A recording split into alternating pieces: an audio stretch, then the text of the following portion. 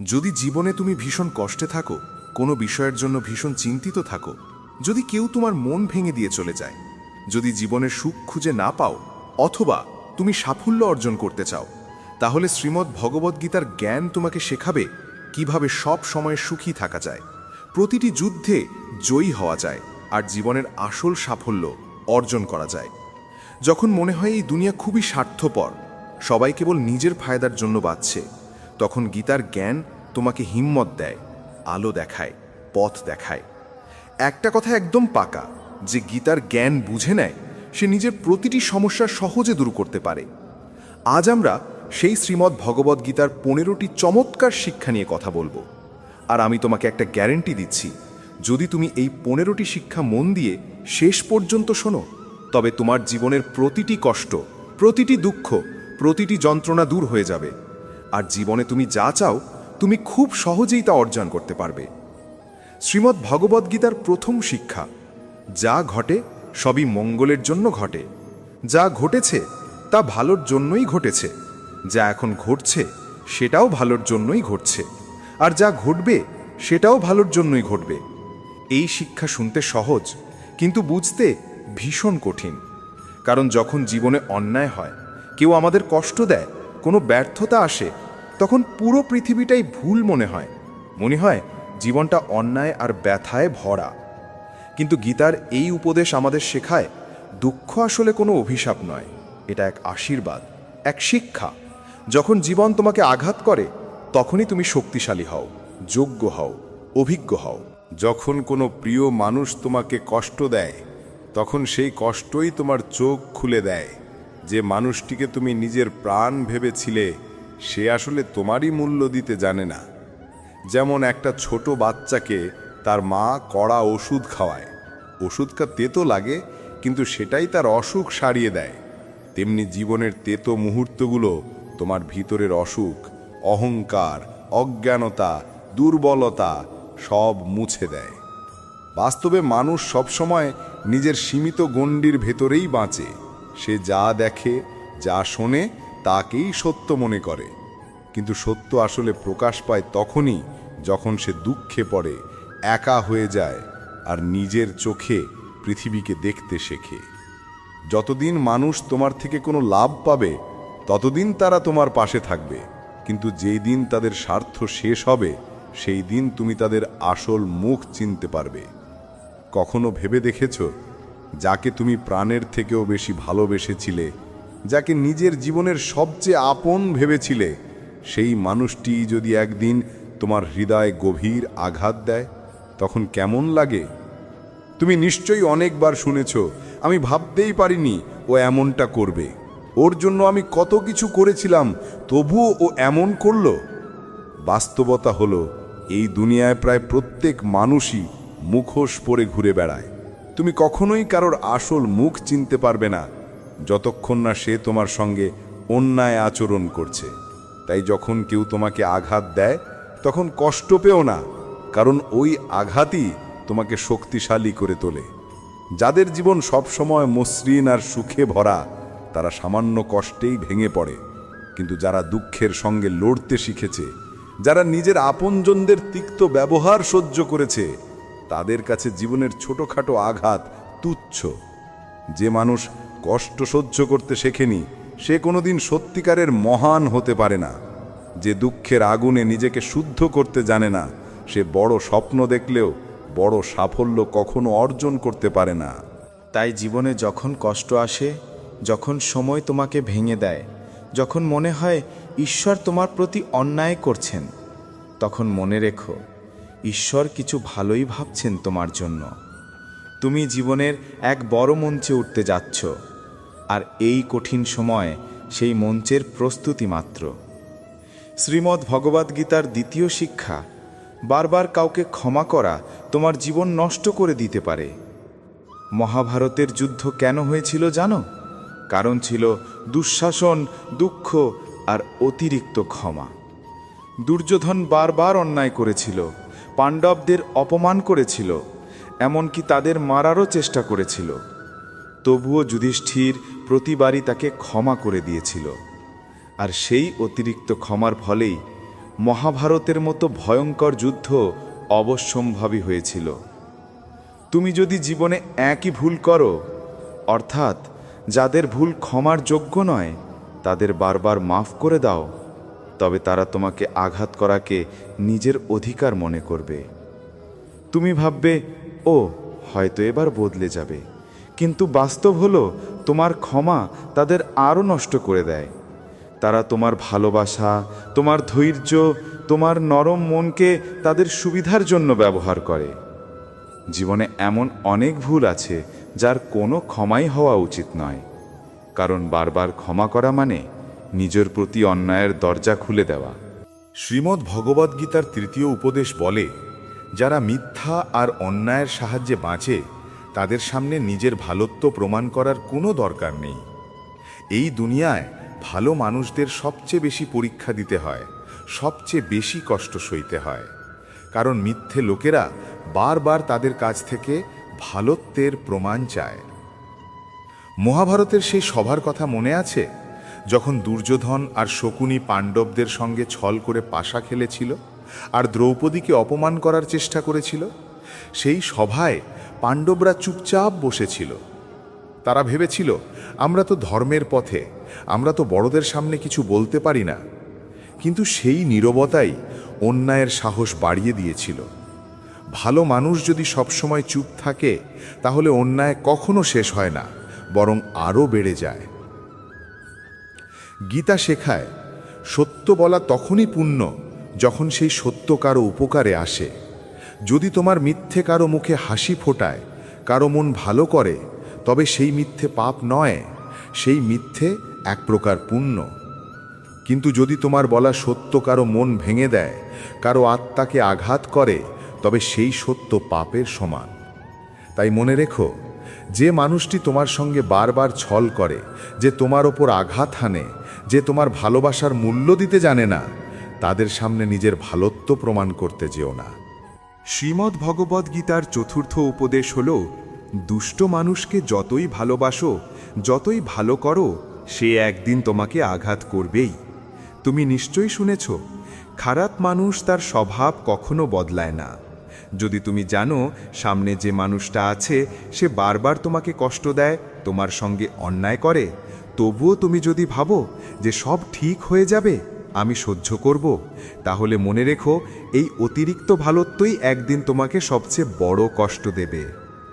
যে তোমার সঙ্গে অন্যায় করে, তোমার প্রয়োজন নেই তার সঙ্গে ভালো ব্যবহার করার। না তার প্রতি ঘৃণা পোষণ করো, না তার প্রতি অতিরিক্ত ভালো থেকো, শুধু দূরত্ব বজায় রাখো।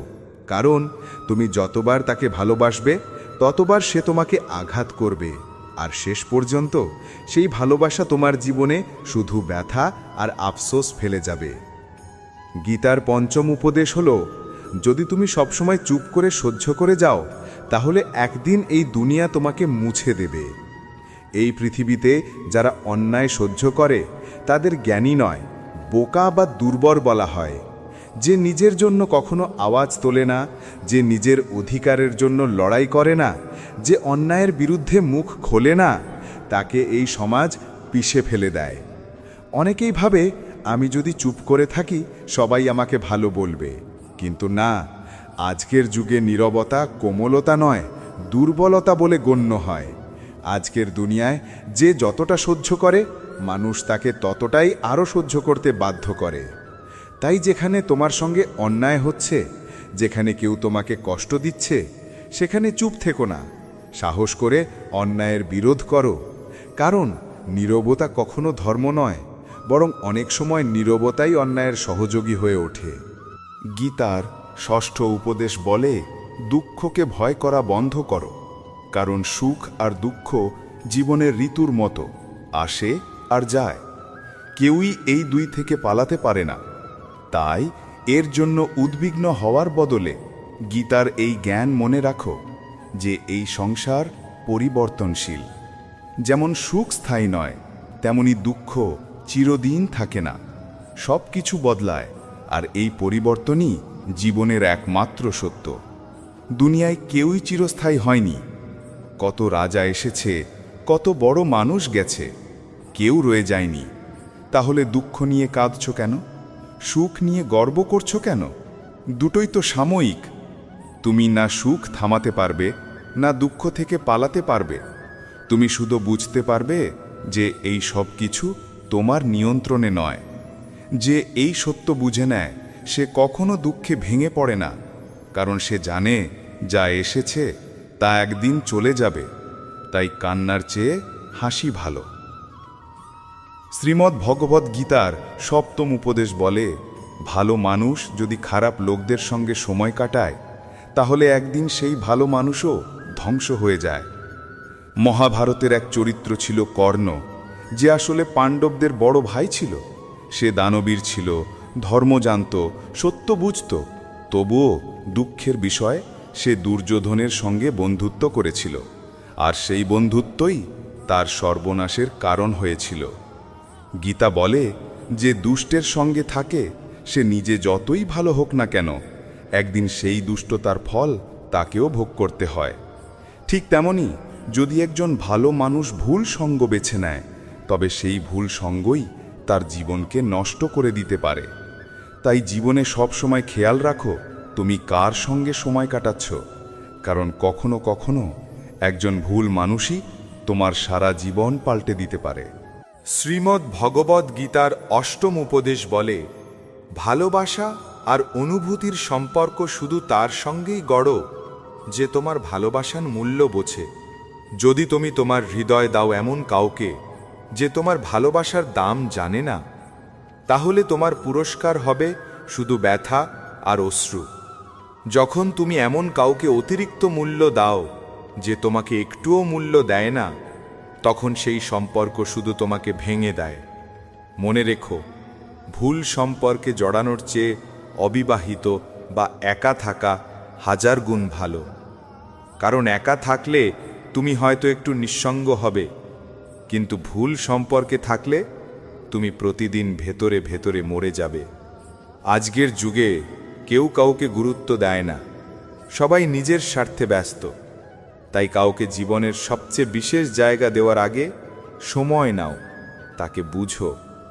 যে সম্পর্ক তোমাকে কষ্ট দিতে শুরু করে, যে ভালোবাসা তোমার শান্তি কেড়ে নেয়, সেই সম্পর্ক থেকে সরে আসাই সবচেয়ে বড় সাহস। শ্রীমদ্ ভগবদ্ গীতার নবম উপদেশ শেখায় যে মানুষ সুখে আনন্দে ভাসে না আর দুঃখে ভেঙে পড়ে না, সে মানুষই জীবনের সব পরীক্ষায় উত্তীর্ণ হয়। ভগবান শ্রীকৃষ্ণ অর্জুনকে বলেছিলেন, যে মানুষ দুঃখে দুঃখিত হয় না, সুখে অহংকারে ভরে ওঠে না, সম্মান অপমান, বন্ধু শত্রু সব কিছুর মধ্যে সমতা রাখে, সেই মানুষই আমার সবচেয়ে প্রিয়। যে মানুষ সামান্য কষ্টে কেঁদে ফেলে, অল্প সুখেই উচ্ছ্বাসে ভেসে যায়, তার মন সবসময় অস্থির থাকে। নিজেকে কখনো এত হালকা বানিও না যাতে ছোট্ট এক আঘাত তোমাকে কাঁপিয়ে দেয়, আর ছোট্ট এক আনন্দে তুমি নিজের ভারসাম্য হারাও। গীতা শেখায়, স্থিতধীর হও, ভারসাম্য রাখো। সুখে যেমন নম্র, দুঃখে তেমন দৃঢ়। এই রকম মানুষকেই দুনিয়া শ্রদ্ধা করে আর ভগবানও ভালোবাসেন। যে মানুষ সুখে মেতে ওঠে না আর দুঃখে ভেঙে পড়ে না, সেই জীবনের আসল যোদ্ধা। যখনই জীবনে সুখ বা দুঃখ আসে, একজন সত্যিকারের বুদ্ধিমান মানুষ কখনো ভয় পায় না। সে জানে সবকিছু সময়ের নিয়তি, সময়ের প্রবাহ। যেমন ঋতু আসে আর যায়, তেমনি সুখ দুঃখও আসে আর কেটে যায়।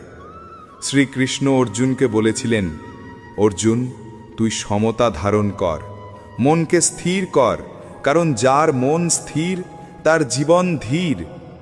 জীবনে ঝড় আসবেই, কষ্টও আসবে, কিন্তু যার ভেতরে শান্তি আছে সে কখনো ভেঙে পড়ে না। সে প্রতিটি সমস্যা বুঝে তার সমাধান খোঁজে আর জীবনের পথে এগিয়ে চলে। তাই কৃষ্ণের এই বাণী মনে রেখো, যার মন স্থির তার জীবন ধীর। শ্রীমদ্ ভগবদ্ গীতার দশম উপদেশ, যে মানুষ নিজের কর্তব্য আর কর্মকে জ্ঞান আর বুদ্ধি দিয়ে সম্পন্ন করে না, তার জীবনে সুখ নয় বরং কষ্ট আর ব্যর্থতাই আসে। অর্জুন একসময় কৃষ্ণকে বলেছিল, হে কৃষ্ণ, আমি এই যুদ্ধ করতে চাই না, এত মানুষ মরবে, এত রক্ত ঝরবে, তার চেয়ে আমি সন্ন্যাসী হয়ে ভিক্ষা করে খাই। তখন শ্রীকৃষ্ণ শান্তভাবে বলেছিলেন, অর্জুন, এটা তোমার ধর্ম, তুমি ক্ষত্রিয়, তোমার কর্তব্য হল অধর্মের বিরুদ্ধে লড়াই করা। যখন পৃথিবীতে অন্যায় বাড়ে তখন ন্যায় রক্ষার জন্য যুদ্ধ করাই সত্য ধর্ম। তেমনি কেউ যদি নিজের কর্তব্য ফেলে অন্য পথে চলে তাহলে সেখানে তাকে সাফল্য নয় বরং পরাজয় পেতে হয়। অনেকে বলে, আমি তো অনেক পরিশ্রম করি, তবুও জীবনে সফল হতে পারি না। কিন্তু আসল প্রশ্ন হলো, তুমি কি ঠিক জায়গায় পরিশ্রম করছো? তুমি কি নিজের কর্তব্য চিনতে পেরেছ? শ্রীকৃষ্ণ তাই গীতায় বলেন, অর্জুন, নিজের কর্তব্য চিনে নাও, নিজের ধর্মে দৃঢ় থেকো, কারণ অন্যের ধর্মে সাফল্য অর্জনের চেয়ে নিজের ধর্মে ব্যর্থ হওয়াই শ্রেয়। শ্রীমদ্ ভগবদ গীতার 11তম উপদেশ। শ্রীকৃষ্ণ বলেন, পত্রম পুষ্পম ফলম তোয়াম ইয়ো মে ভক্ত্যা প্রয়চ্ছতি। অর্থাৎ, যে কেউ যদি আমাকে একটি পাতা, একটি ফুল, একটি ফল বা এক ফোঁটা জলও দেয়, কিন্তু দেয় সত্যিকারের ভক্তি ও প্রেম দিয়ে, আমি তা আনন্দের সঙ্গে গ্রহণ করি। তুমি মন্দির বানিয়ে দাও, হাজার ফুল চড়াও, কিন্তু যদি হৃদয় প্রেম না থাকে তাহলে সেই পূজা শুধু দেখানোর জন্য।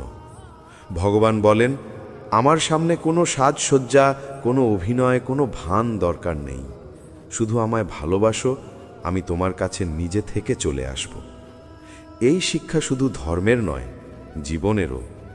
মানুষকেও ঠিক এভাবেই ভালোবাসো, দেখানোর জন্য নয়, বরং মনের সত্যতা দিয়ে। শ্রীমদ্ ভগবদ গীতার 12তম উপদেশ হল, ভগবান শ্রীকৃষ্ণ বলেন, যে মানুষ আমার প্রতি অটল বিশ্বাস রাখে, আমি তার জীবন থেকে কখনো মুখ ফিরিয়ে নিই না।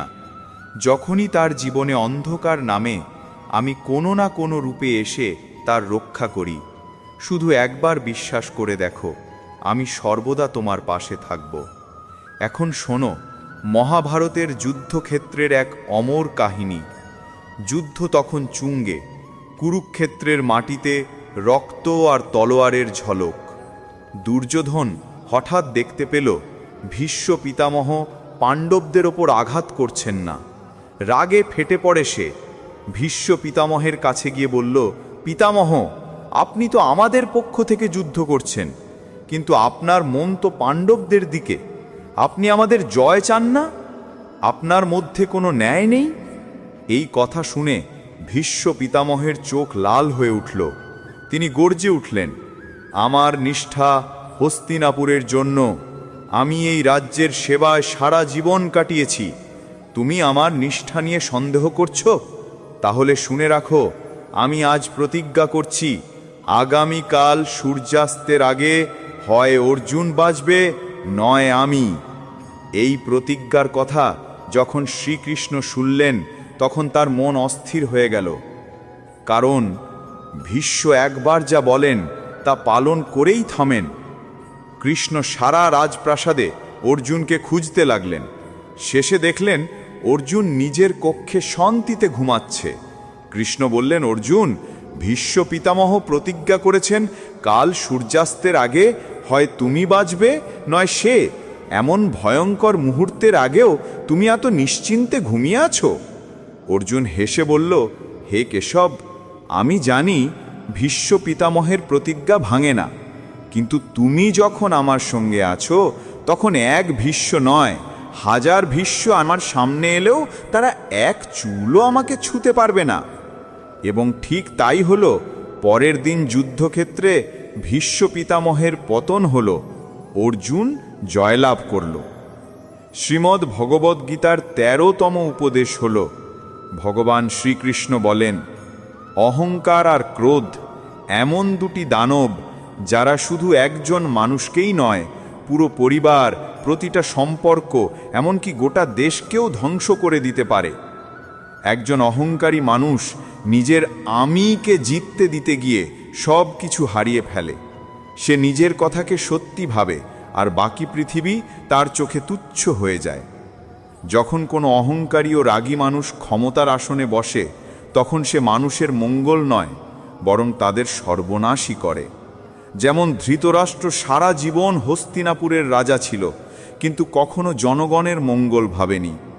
আর দুর্যোধন রাজ্যের যুবরাজ হয়েও কখনো ভালো কাজ করেনি, শুধু নিজের অহংকার পূরণের জন্য অন্যের ক্ষতি করেছে, অন্যকে কষ্ট দিয়েছে।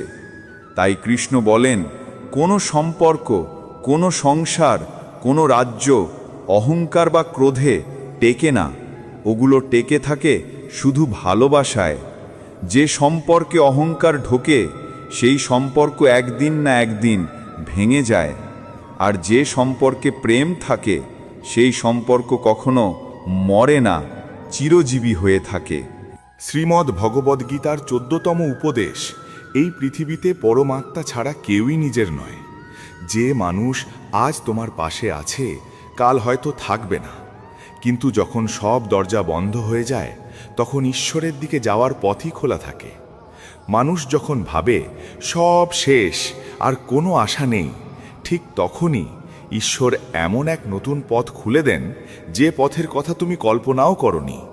তুমি যদি সারা দুনিয়া হারাও, কোনো সমস্যা নেই, কিন্তু ঈশ্বরের প্রতি বিশ্বাস হারিও না, কারণ সেই বিশ্বাসই তোমাকে নিজ থেকে তুলে শিখরে পৌঁছে দেবে।